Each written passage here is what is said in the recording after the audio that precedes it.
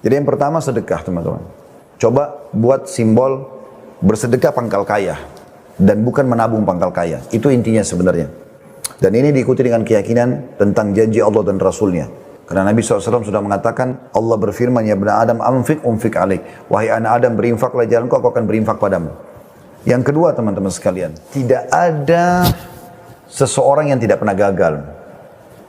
Jadi jadikan gagal itu adalah pengalaman untuk maju. Ini poin juga berhubungan dengan masalah peningkatan skill kita sebenarnya ya, secara SDM. Jadi kegagalan itu sebenarnya adalah batu loncatan untuk sukses. Bayangkan teman-teman kalau kita masih kecil dulu naik sepeda, kemudian kita jatuh sekali aja. Lalu kita tidak mau lagi naik sepeda, nggak bakal bisa naik sepeda sampai sekarang kan. Kita harus belajar dari masa kecil kita. Nah banyak pengusaha-pengusaha kita sekarang, begitu dia dihantam dengan krisis, begitu dengan dia kena apalah ditipu oleh orang, dia sudah jatuh, sudah selesai. Dan merasa dirinya sudah nggak mungkin lagi memulainya. Enggak, kita nggak boleh putus asa. Islam menyuruh kita untuk selalu optimis dan bukan pesimis. Makanya Nabi SAW mengatakan kalau di tangan kalian ada bibit tanaman dan kalian tahu besok kiamat, tetap tancapkan. Maka ini juga termasuk poin yang perlu diperhatikan. Kegagalan sekarang adalah untuk batu loncatan sukses di hari depan. Ya. Tentu ini juga ada rinciannya, tapi melihat waktu saya ringkaskan. Kemudian yang ketiga teman-teman sekalian, ini juga tidak kalah penting adalah selalu berdoa. Dan doa itu dimulai sebelum aktivitas. Kan kalau dalam Islam sebelum keluar rumah berdoa, sebelum makan berdoa, sebelum minum berdoa, sebelum tidur, sebelum masuk kamar mandi, ya, sebelum biologis kan gitu. Coba berdoa dulu. Kita kebanyakan teman-teman menjadikan doa ini nomor 30. Kalau sudah mentok, udah nggak bisa lagi, terlilit utang sana sini, sakitnya sudah nggak bisa sembuh, baru sholat malam minta berdoa. Keliru.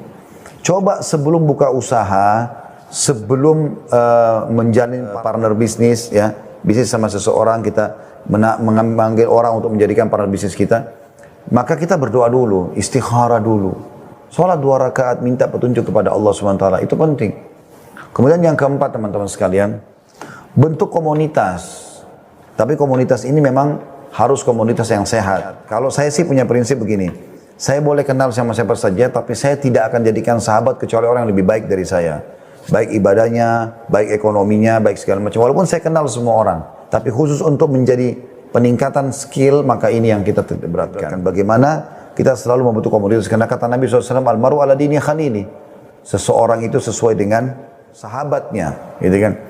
Jadi kalau kita berteman sama orang yang sudah sukses di bidangnya, lalu kita mau masuk di bidang yang sama, kita seperti sudah menghemat 10 tahun, 20 tahun pengalaman dia. Mungkin ini sudah umum lah ya, teman-teman bisa tahu tentang kiat ini. Kemudian yang terakhir, yang kelima, yaitu teman-teman sekalian, Islam tidak pernah membatasi pendapatanmu. Maksudnya, kejar semua prestasi yang bisa. Apapun itu sifatnya. Dalam arti kata, kalau sudah menguasai sebuah bidang, kita mau buka usaha lain, buka usaha lain. Dan sebenarnya dengan variasinya pekerjaan, itu bagus. Kayak di masa sekarang kita mungkin ada krisis seperti ini. Insya Allah sudah tidak lama lagi akan hilang tentunya. Pada saat mentok di satu usaha, kita masih punya usaha lain yang bisa menopang. Dan ini sangat bagus sebenarnya. Potensi itu tinggal digali. Bagaimana supaya kita bisa punya variasi dalam bisnis, kita kalau bicara bisnis ya. Sehingga setiap kali kalau kita punya peluang usaha yang belum kita tahu tentang usaha apa itu, coba kita dalami, tekuni. Mungkin ada peluang di situ. Dan kita harus tangkap sinyal-sinyal Allah SWT. Kalau kita berdoa, ya Allah lapangkan rezeki saya, maka Allah tidak akan lemparkan duit dari langit, tapi Allah akan kirim kepada kita orang-orang yang punya potensi di bidangnya, lalu menawarkan kepada kita. Maka jangan buang peluang itu. Saya kasih contoh sebagai penutup. Kalau misalnya teman-teman bilang, ya Allah berikan rezeki kepada saya. Kemudian besok, misalnya Allah ijabah doanya. Besok tiba-tiba ada tetangga datang lalu membawa mobilnya. Ini mobil saya mau jual. Bapak mau beli nggak? Kalau orang berpikiran pendek, ya saya nggak ada duit, bagaimana mau beli mobil? Nggak bisa Pak, selesai. Itu banyak terjadi. Padahal sebenarnya bukan begitu. Kita harus tangkap sinyal. Kenapa orang ini tawarkan ke kita? Kenapa bukan ke orang lain? Sebentar ya saya telepon dulu ke teman-teman, mungkin ada yang mau beli, mungkin gini dan begitu. Mungkin setelah itu kita dapat dibagi keuntungannya, gitu kan? Atau kita dapat fee yang dikasih. Tadi ada sebenarnya sinyal di situ. Kebanyakan orang tidak menangkap poin itu. Allahu a'lam.